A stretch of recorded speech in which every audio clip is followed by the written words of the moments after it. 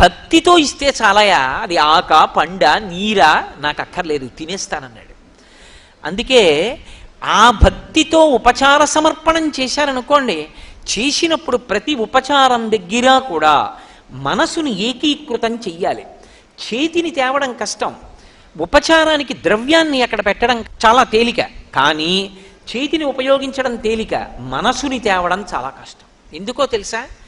మనస్సుకి అపారమైనటువంటి బలం ఒకటి ఉంటుంది, అది కర్మేంద్రియములను యాంత్రీకరిస్తుంది, దానికి ఆ శక్తి ఉంది. మనసు ఏం చేస్తుందంటే యాంత్రీకరిస్తుంది.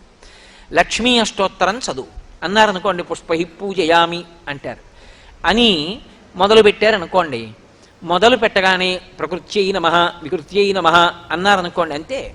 నీకు వచ్చుగా, అలా చెప్పు. నువ్వు ఏం చేస్తావంటే చామంతి పూలు ఉన్నాయి కదా, తీసివేస్తావు. నీకు మనసు అక్కడ ఉంటే ఏది ఎలా చెయ్యాలో అలా చేస్తావు.